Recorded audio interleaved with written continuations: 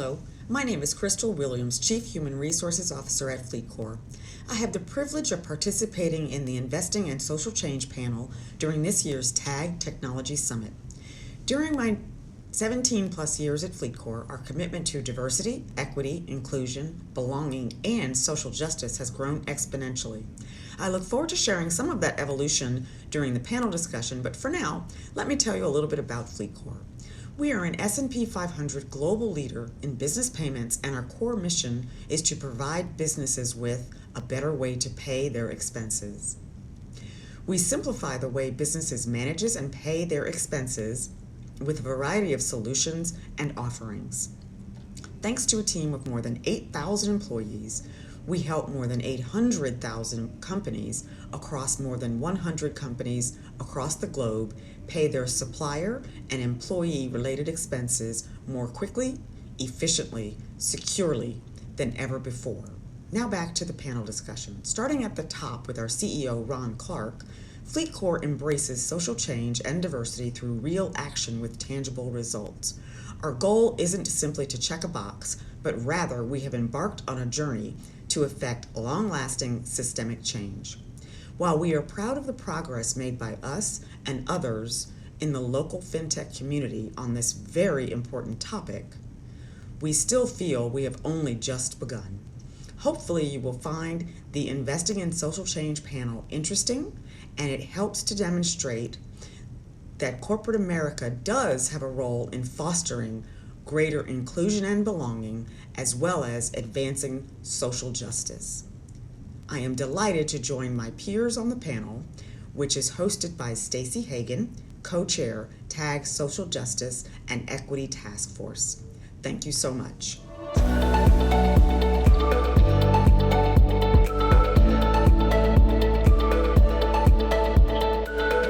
Welcome everyone to this session on investing in social change. I'm Stacey Hagan. I'm a former Chief HR Officer and Operations Leader, and I now serve as the co-chair for TAG's Social Justice and Equity Task Force.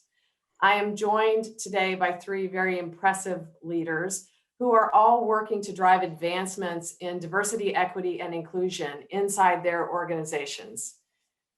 Let me introduce them briefly to you. First is Crystal Williams. She is the Chief HR Officer at FleetCor. Peter Williams is the Director of Community Strategy and Operations for Atlanta for BlackRock. And Eliana Carlton is a Vice President of HR at Comcast. Thank you all for agreeing to participate in this conversation. So I want us to jump in and use our time on this meaty topic. There is an undeniable call to action today to end systemic racism and discrimination of all forms in our country so that we can achieve that vision of a socially just society in which all members participate fully and equitably.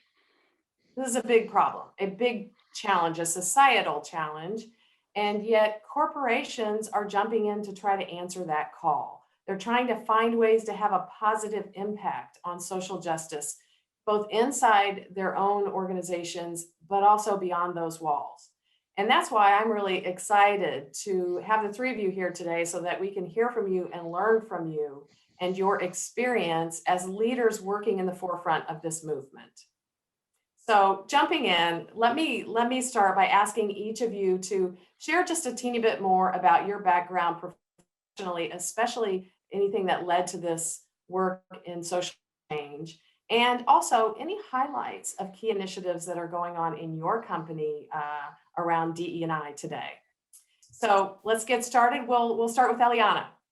All right, great. Thanks, Stacey, and great to be here on the panel with you and Crystal and Peter on such an important topic. So a little more about my background. Been in human resources for over 19 years and have always had a passion around the diversity and inclusion. And now here, really in the last 14 months, really diving in even deeper in a much more I would say, even more meaningful way.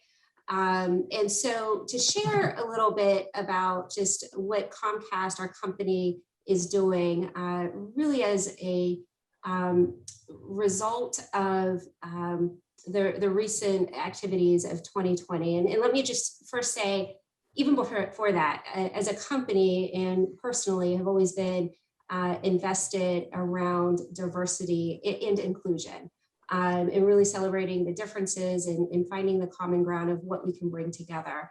But certainly 2020 really did call to action organizations and to really take a stand and a meaningful stand. And so I feel very fortunate to work for a company, a large organization like Comcast, that has resources available and connections to the local communities to really help drive impact and change. And so while it's fantastic to work for a company that is able to put a high dollar amount behind the initiative of $100 million, is very, very impressive. But I think where the rubber meets the road is really what are those programs and those new initiatives that we're doing. And so two that I just wanted to share with the team today is one is called Lift Zones. And so Lift Zones is really where we are working with nonprofit organizations across the country to address the digital inequity to really help further connect the communities that we serve. So right now here in Georgia, we have about 5 Lift Zones. We have many more in the pipeline that will be coming online here by the end of the year. But nationally, our commitment is 1,000 Wi-Fi connected Lift Zones. So really helping individuals that don't have access to the internet to come into local community centers where they will have access to free Wi-Fi. The other is just acknowledging to just what 2020 has brought in terms of the economic impact, in really observing too that, you know, the hardest hit communities have been our people of color communities, especially the difficulties that, you know, a small business has in starting an operation and running an operation. And so aside from, it is a separate grant that we have is our Comcast Rise. And this is representation, investment, strength, and empowerment. And this is really specific for small owned businesses by people of color to really help them get started with marketing and technology support. And so what has been fantastic is we've already here in the greater metro Atlanta area have awarded 77 grants, and we're in our second round. We're here either later this month or early in May, we'll be awarding an additional 100 small business owned grants to really help those small business owners get up on their feet and help them you know, promote their businesses and give them a leg up that they wouldn't have maybe otherwise. Eliana, thank you. That is awesome example of, first of all, the level of financial investment that we see corporations making, but also using the core capabilities that are the strength of Comcast to say, how do we make a difference to advance equity and access for people? So Peter, let me go to you. Thanks, Stacy, and it's great to be with you all. I'm excited to be here. Yeah, so BlackRock opened in Atlanta just a couple of years ago. I've actually been with the organization for 14 years, mostly serving many of our clients for much of that time. And over the last couple of years, I've just had the amazing opportunity to serve our community in a community affairs capacity. And so really, you know, when we talk about this important topic, there's 3 areas where we're really focused. The first is economic mobility and workforce development. Obviously, very important to Atlanta, but also very important to an investing firm like BlackRock. The second is racial equity and social justice, which a lot is what we're here to talk about today. And then the last and final is sustainability and climate change. So those are the areas of focus, and that's really what I want to dive in and talk more about today. Well, I'm glad you're here, Peter. This is exciting to be able to hear from you and those new investments in Atlanta since BlackRock came to Atlanta. That's pretty awesome. But I think also those 3 prongs really highlight just how broad and pervasive these issues of social change really are. So, Crystal, and what I'm excited, oh yeah, Stacey, one last thing. What I'm excited to is to talk about because Eliana was really bringing some of this stuff to bear, is strategically what companies are doing in these areas, coming from the top down, but also how are we empowering employees at a grassroots level? And then something that I know that we've kind of talked about in preparing for this discussion is the corporation's role in talking about these issues publicly. So just a few things to put out there, but I didn't want to dive too much deeper, and I want to give Crystal some time to introduce. Well, Peter, we definitely want to circle back to those topics. So I'm glad you gave our listeners a little preview of what's to come here. It's strategic, it's philosophical, but it's also tactical and in the everyday work we do. So Crystal, let me welcome you. Thank you. I am so glad to be here. We are here at, well, how I got involved is I am the only female, I am the only minority at the top of the house here at Fleet Corps.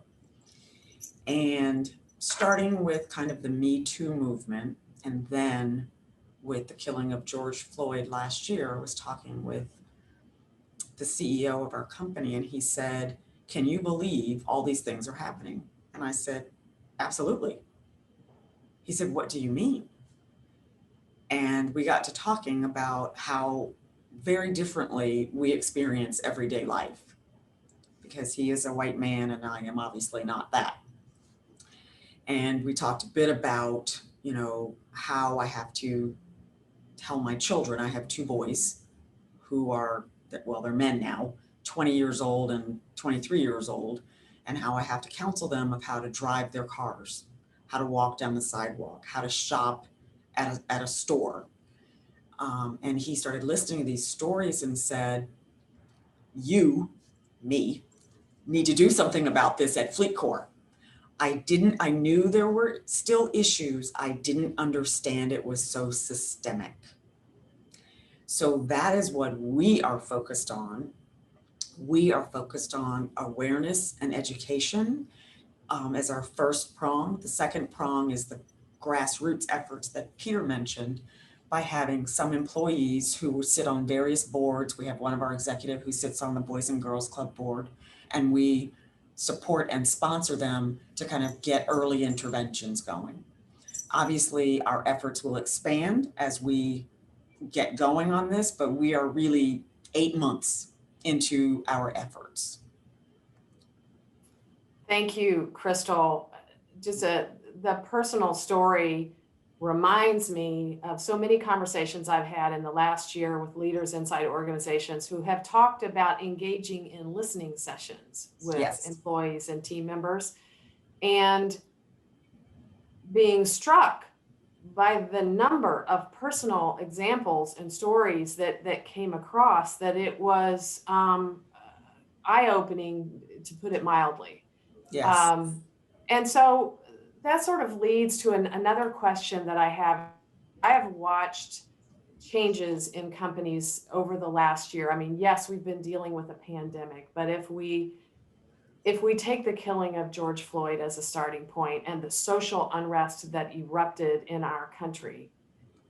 And in our city. And in our city. Yes, that's right. We see companies doubling down and making more of an investment. Now, to be fair, some companies maybe were starting diversity and inclusion programs for the first time. Maybe they were hiring their first D&I leader, but they might have called it something else. But while other more mature companies who maybe had D&I programs for a while were just further expanding those programs and starting to go public with data and metrics about how they're doing with their goals. So as I've watched these things, one of the things I've tried to discern, and I would love to get your perspectives on, is what's fundamentally different about these programs now?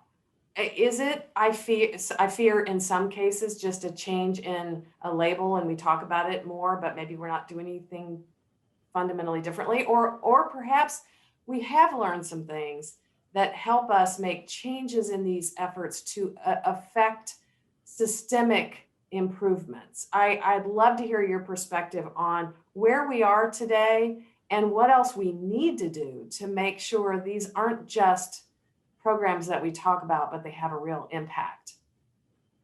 I'd open that up to any of you who'd like to jump in. If you don't mind, I'd like to jump in. And first off, Crystal, just hearing you share your personal story, it's powerful and it is moving. And it's not moving in a way that makes you feel good. It's in a way of, and that takes me back to all of the listening sessions, even up to a week or two ago, where we had a listening session in response to the Asian Pacific Islander violence that we have seen experience. And every time I'm in those listening sessions, I learn something new, hear something new, and it takes me personally and my team to say, how do we help our teams continue and our leaders continue to help embrace this social change? Because we do have individuals that don't see it as an issue or their issue, or it doesn't belong in the workplace. Exactly. And so last year, certainly, and to your point in your question, Stacy, throughout our company, we've made a commitment, but also within the part of the company where I'm responsible for, which is about 4,500 employees, is how do we ensure that we are really making the workplace a safe environment, a place that our employees, if they can't talk to their family members about what their experiences are, because that was something I recently learned and heard and was just blown away. I mean, there's these constant awareness moments that are coming up because we're doing these listening sessions and have moved into this place of uncomfortableness that is truly different and is not, I know I don't stand alone, is that this is moving, me as an individual, but it's moving me and our company to say, this is different. And this doesn't go away tomorrow. This is not the flavor of the month, the program of the year. This is a journey. And this is something that's going to take a long time, but it starts here and now in these conversations and starting with openness to hear and listen, even for as painful as it is. If I could jump in, I do think that is part of the difference. Companies have been so focused on the program itself rather than the outcome. And the programs at many, many companies are really, really good. And again, we are very nascent in our journey here. So I admire the efforts that these other companies have done, but it's almost as if it's been in a bubble. And the events over the last year and a half or so have said, you know what, this is not a bubble. We're not in a bubble. There are systemic issues that need addressing. And if we don't help address those systemic issues, we have to understand these systemic issues. And it's everything. It's from housing to healthcare to loans to just everything. Not only entry into the workforce and being promoted in as once you get into the workforce, it's just everything. And until last year, I don't think companies really realized that. They said, well, we hire, we have good representation, we're good. We're going to pat ourselves on the back, we're good. And yes, that is a fantastic step because some companies are not good. However, we need more. We need companies to stand up and say, we will help make systemic change where we have systemic issues. I just want to pull out two things that both you, Crystal, and Eliana just shared that I just thought was brilliant. One, we're getting more comfortable with the uncomfortable. And I think that conversation, it's got to continue because it's critically important. And the second thing, Crystal, you said it's not just internal. Like we've been talking about building inclusive cultures forever, as long as I can remember. However, we need to break down the physical barriers between our workplace culture and the community around us, because it does involve all of these different things like housing, like workforce. And that leads me to, like, I think I'm hoping the three big areas for the biggest change, and what I'm hopeful to see, just given some of the early steps that have taken place in recent months, is one, and I think you both made this point, education. We just can't stop. We have to do more to educate. And that's bringing in fresh perspectives into that education. And Peter, can Two, I interrupt you one yeah, second? please. The education, I believe, needs to be a little bit different than it's been in the past. Let me send you to this unconscious bias course. Great, great, Yeah. great. I Yeah. think the listening sessions that you both have mentioned are quite impactful when you hear firsthand what someone Yes. has gone through. So Those sorry to interrupt. experiences. No, I mean, those experiences are, I mean, that's what really brings this stuff to life. It's not just what's on a slide and learning what the definition of a microaggression is, right? Exactly. And two, I think we're seeing this at BlackRock, and I'm hoping we'll see it more at BlackRock and more other places, is driving greater accountability. Yes. Like, I'm sorry, we have to stop protecting individuals that continue exhibiting bad behavior. We've got to drive greater accountability and hold ourselves, our leaders, and people at all levels accountable, and that there are consequences. And then three, and I know that I don't want to beat Stacy to the punch, but it's really about, like, there's greater public dialogue happening, and I'm hoping that that is going to drive greater change. Yes. This public dialogue, and like we saw it in the New York Times today on voter rights, hundreds and hundreds of CEOs, proud to say Larry Fink from BlackRock was one of them, and the New York Times is standing up for voting rights. And there's certain legislatures that think that corporations should stay out of these issues, and that's just wrong. So that public dialogue is critically important. So let's take that lead, Peter, and let's talk about that issue for a minute, because I think you all have raised in your comments that just the pervasive nature of these issues. When we think about, it's not internally in an organization, a program, it is the culture. I often describe organizational culture as like water to fish. You swim in it every day and it affects everything that you do. So you really have to look at every aspect of culture and policies and procedures, but then taking it, as you all are speaking, outside of the organization, and to how can companies have an impact on a problem that is so big and so pervasive? So right now, we see right here in Georgia, we are in the center of a lot of national news about changes in voting laws. And as Peter was stating, we've had some of our largest companies here go publicly on the record about their position in opposing any laws that restrict voter access.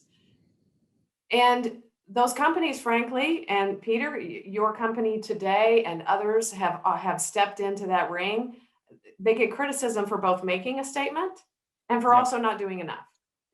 So this isn't an easy decision to make. And without getting into the specifics of voting laws, which we see these proposals across the country in numerous states, but stepping back, what is the role of corporations in societal change? How much can they do? Should they do?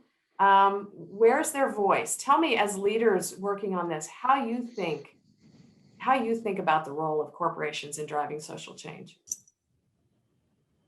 I mean, I'll just jump in because I feel very passionate about this topic. Listen, like BlackRock, I'm just going to use my own employer as an example. We're not in the business of public policy. We're not in the business of voter machines and understanding how that process should and does work. But we are in the business of standing up for all stakeholders of BlackRock. That includes 16,500 employees. That includes the tens of millions of people that we invest their retirement funds on. That includes, millions of shareholders, et cetera. So even though I would never represent BlackRock and comment on local legislation, but what I will comment on and what BlackRock should be standing up for is the constitutional right to vote. and the fact that we should be enabling and empowering every human being in the United States and beyond to exercise that right to vote. And so, sure, we're going to get criticism for not meddling in local politics, but guess what? We all have busy days and busy calendars and children and pets and all of these things going on during this crazy time that we're living in. But I don't have time to read thousands of pages of voter laws in the state of Georgia and fully understand the 100-page bill that was passed into law. But what I can say is that if there's anything that's discriminating against people or restricting the ability for people to access a voting booth or a voting machine or a voter drop box, that's an issue. And we will stand up and make sure that we're supporting organizations and efforts in our local communities to ensure that people have that right. And I think we see that with your company's leadership and other companies' leadership stepping up and taking that position very, very publicly. It's interesting to me when I think about the major institutions, industry is one of them, government is one, the family, if you will. Oftentimes one steps in when others seem to be letting us down. And I think that's what we're seeing here. I too think that there's a role for corporate America to play in these issues. We have taken a more internal approach by offering time off, paid time off to go vote, to make sure that our employees are able to exercise their constitutional rights. Years ago, we gave a couple of hours off. And now as, the polls are getting more crowded and COVID and everything else, we gave off full days for every single election that there was for employees to go exercise their rights. We helped publicize where people could go in their districts, et cetera. So we too don't see ourselves, changing legislation, but we will certainly react to it. Yeah, Absolutely. And Eliana, did you want to add something? Yeah, I just wanted to add that, our company certainly is certainly for voters' rights and encouraging. What we found ourselves last year doing differently than years past was providing more awareness around where to go, not influencing. We don't care who you're voting for, just go and do it. And here's links to information 100%. of learning how to vote and what to do.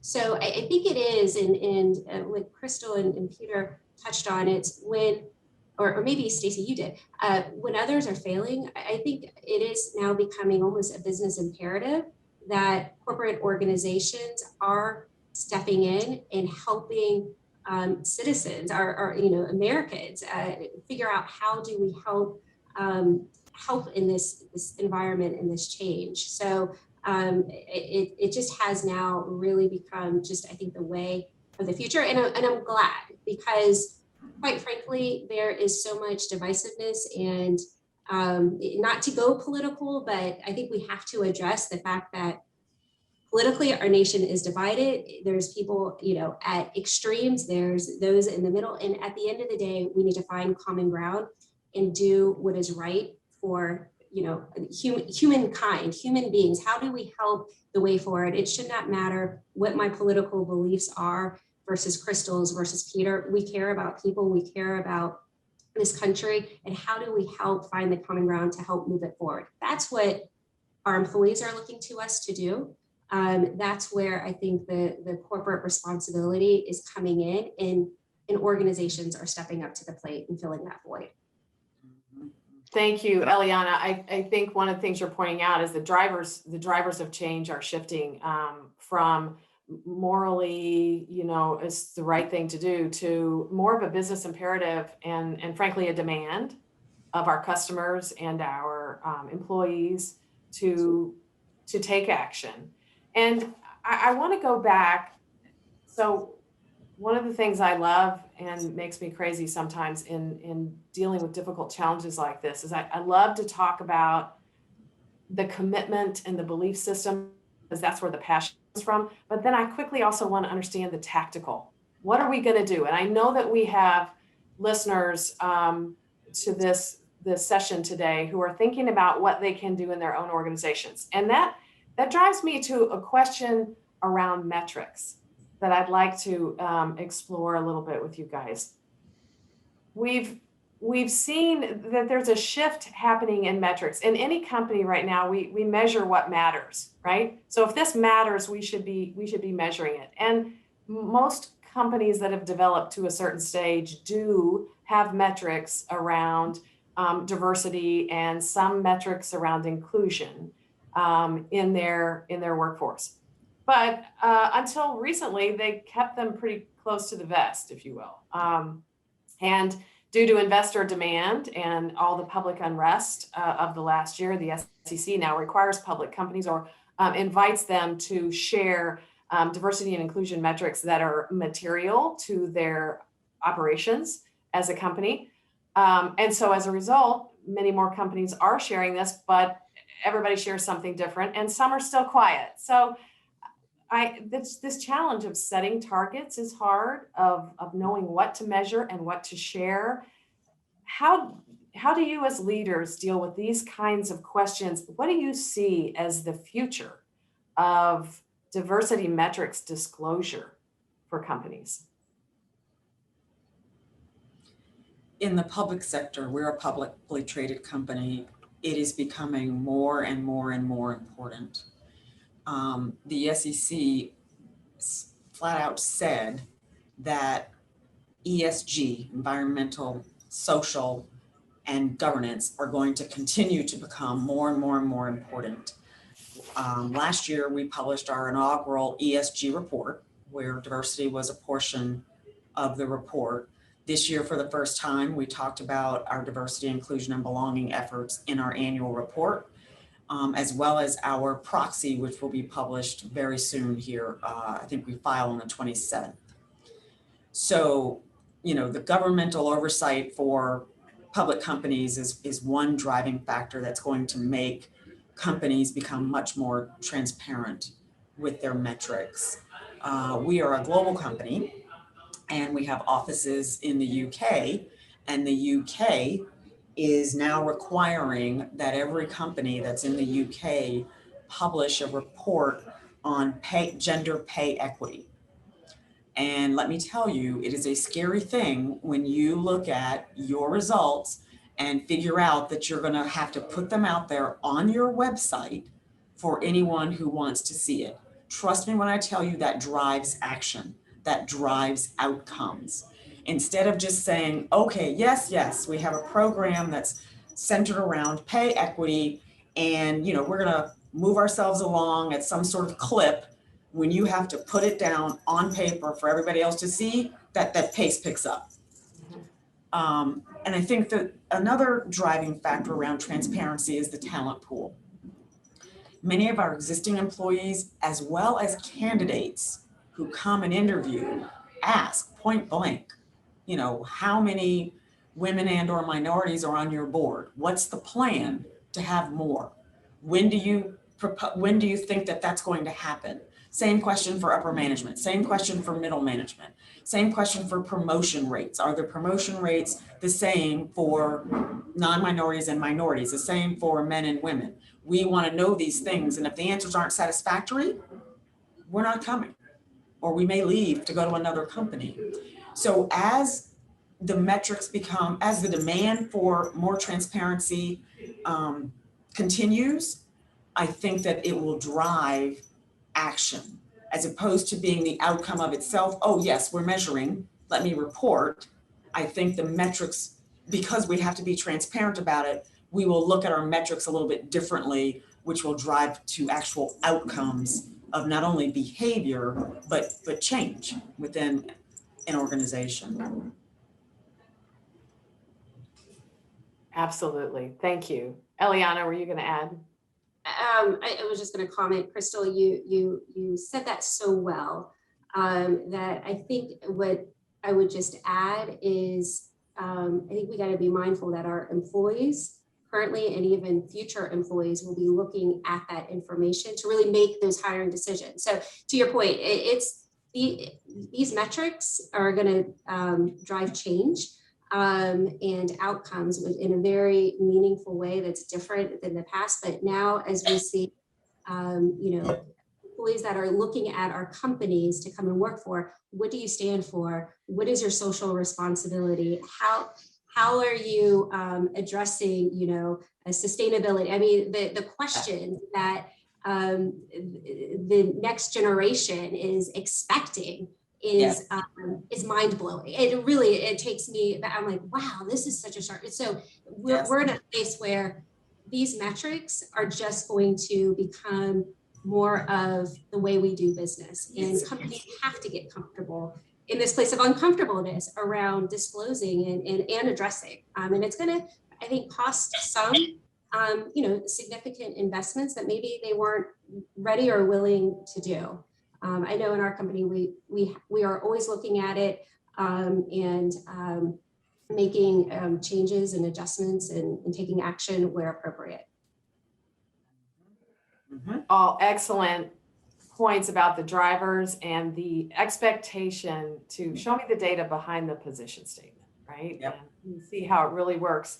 We only have a few minutes left. This has been such an interesting conversation. I think we've covered everything from the difficulty of some of the personal stories and trauma that we've seen and heard about, especially in the last year as we've listened more. We've talked about the systemic changes that are needed inside and outside of companies, and this component of accountability and the tactical work that we do to drive change.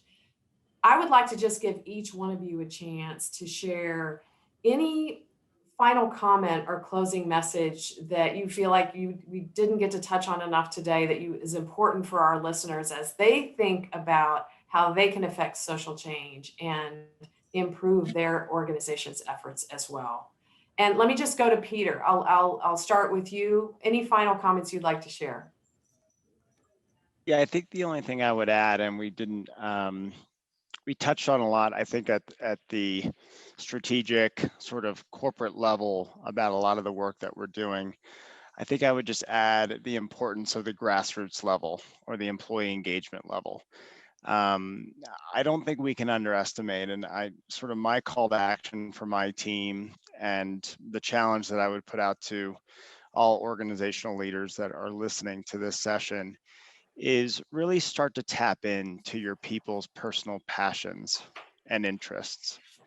And by empowering them to take action and to get out into their communities, give them the resources, the bandwidth, the ability to lead in these areas. Because I think when you see what organizations that are really driving change and the intersection and overlap with your employees' personal interests and passions and what's important to their families and friends and loved ones, that's how you really start to drive real outcomes, is when you're able to line those things up. And I think those intersection points are critical. And I think what you'll see in the long run is you'll start to see returns for your business and greater employee engagement, greater employee satisfaction, and just greater outcomes. Awesome. Thank you. Eliana? Yes, so I love what Peter just shared. I have kind of more of a simplistic and probably going to more of the employee engagement and grassroots effort. And it was something, because I learned so much in talking with our employees, is in one of our listening sessions last year, one of the employees had shared his personal story that was very moving. And that's not my story to share, but what his takeaway was, what he shared is, if we can just all take the action and understand that we're on a journey, and each one teach one, and take this as an opportunity, as this is big. This is not going to be solved tomorrow.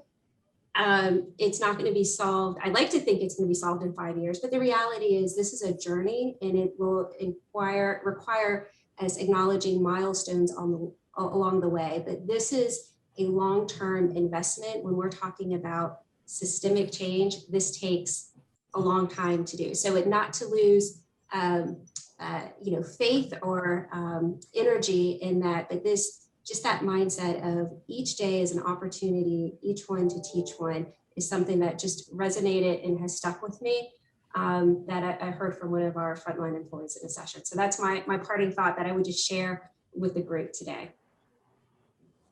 That's great advice. Thank you, Eliana. And Crystal, how about you? Yes, I was just going to say that both Peter and Eliana's comments were spot on. I think the only thing I might add is that it requires all of us. It is not an us versus them. It's not a someone else's problem.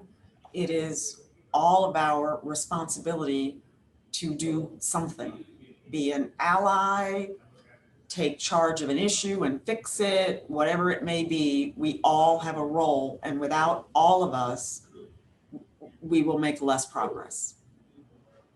Perfect. Start with me, right? What can I do? Exactly. Listen, I want to thank you all for being here, really for sharing your passion and commitment to this work for social justice, but also for having the courage to get on a panel like this and speak authentically, because we're all in a process of trying to make it better and learn from one another. So thank you for sharing so openly your perspectives. I'd also like to thank the GTS participants who logged into this session for caring enough to do that. And I hope you found some useful takeaways that will inspire you and that you can apply. And finally, as a co-chair of the Social Justice and Equity Task Force for TAG, I want to assure you that TAG is committed to doing our part to advance social justice across our state and ensure equitable opportunities for advancement for everyone. Thank you so much, everyone, for being here. Enjoy the conference. Thanks.